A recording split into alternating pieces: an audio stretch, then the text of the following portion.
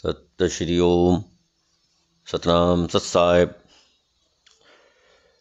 हे सत्संग प्रेमियों, हे साध संगत, आज हम आपके सामने रामायणी नंबर 79 और 80 का वर्णन करेंगे। रामायणी नंबर 79 और 80 का वर्णन करेंगे।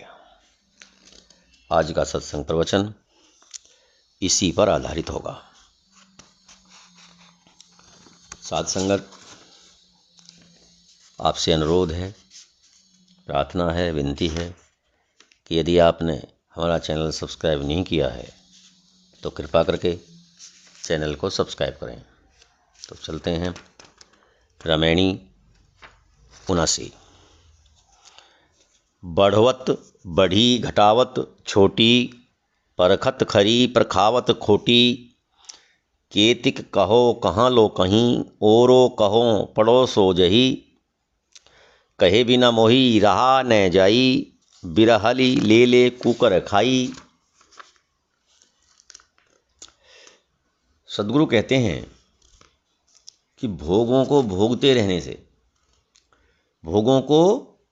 रहने से वासनाओं में वृद्धि होती जाती है। जितना हम भोगों की तरफ आकर्षित होंगे, उनको भोगेंगे, उतनी ही उनको पाने की हमारे अंदर वासना जागृत होगी, वृद्धि होगी। कुछ सिरफिरे लोग कहते हैं कि यदि भूख लगी है तो पेट भर के खा लेना चाहिए। भूख थोड़ी देर के लिए शांत हो जाएगी, लेकिन वो कहते हैं कि भूख बंद हो जाएगी। ऐसा कभी नहीं हो सकता। जितना हम अपनी जिह्वा को रस स्वादन कराएंगे, उतने ही इस जिह्वा को नए नए रसों की इच्छा जागृत हो जाएगी। उसी आधार पर कवि साहब कह रहे हैं कि भोगों को भोगते रहने से वासनाओं में वृद्धि होती है। भोगों को छोड़ देने से वासनाएं घटती हैं। भोगों को छोड़कर अपने आत्मस्वरूप में ध्यान लगाएं, उधर की तरफ आकर्षित हों, तो वासनाएं घटती रहती हैं। आगे बताते हैं कि कितना समझाऊं। आखिर समझाने की भी तो कोई सीमा होती है। कितना समझाऊं मैं आपको। दूसरी बात यह भी है कि कोई समझाने वाला भी तो होना चाहिए। फिर भी बिना कहे रहा भी तो नहीं जाता। सच्चाई तो यही है कि बिछड़े हुए जीव का मन भटक रहा है, कभी इधर कभी उधर कभी उधर। मैं समझाते समझाते हार गया, कोई ना समझने वाला है, और इस जीव का मन भटक रहा है। खाते खाते युग गया, बहुरी ने चेत हुआ है। कहे कबीर पुकारी के, ये जीव अचेत ही जाए। खाते खाते युग गया। खाते खाते मतलब भटकते भटकते भटकते भटकते तुम इतनी योनियों में गए आए, इस आवागमन के चक्कर में फंसते रहे। यदि नहीं चेते तो फिर चलते ही रहोगे।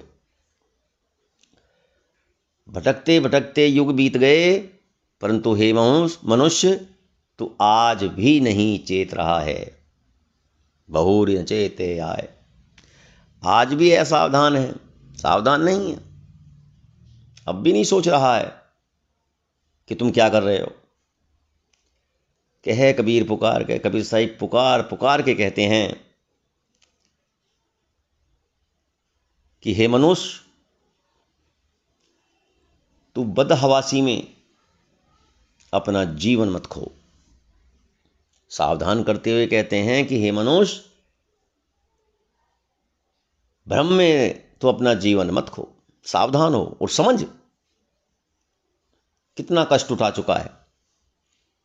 ये मनुष्य जीवन जो मिला है ये बहुत ही दुर्लभ है, योनि है, और अपने आप को सही रास्ते पर लगा। रमैणी 80। बहुतक साहस करूं जिए अपना, तेही साहिब से भेंट न सपना। खरा खोट जिन नहीं परखाया, चाहत लाभ तीन मूल गंवाया। समुझी न परली पातरी मोटी, ओछी गांठी सबई भूखोटी। कहे कबीर के ही देहो खोरी, जब चलियो जिजी आशा तोरी।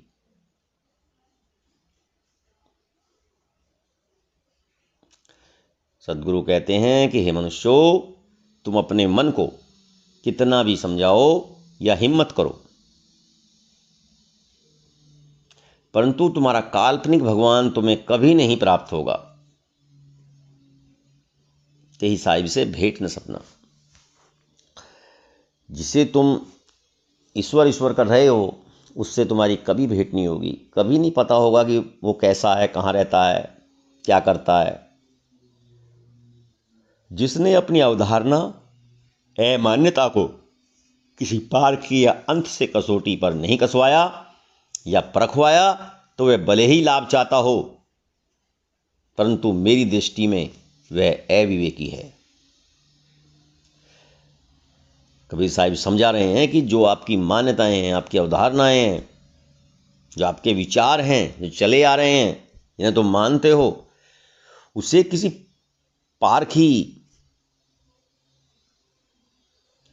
पारखी कसौटी पर कसवाना पड़ेगा, तभी तुम विवेकी बनोगे। तभी तुम्हें सत्य और असत्य का, झूठ और सत्य का पता चल पाएगा।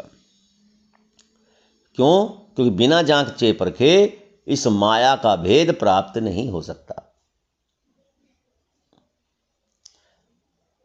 कबीर साहिब कहते हैं कि मन की ग्रंथियां और राग द्वेष सब तुच्छ और सांसारिक ही है, तथा जब मन की आशा रूपी रस्सी विवस्था में टूट जाएगी और लक्ष्य को प्राप्त किए बिना संसार से विदा होने लगोगे, तब किसे दोष दोगे?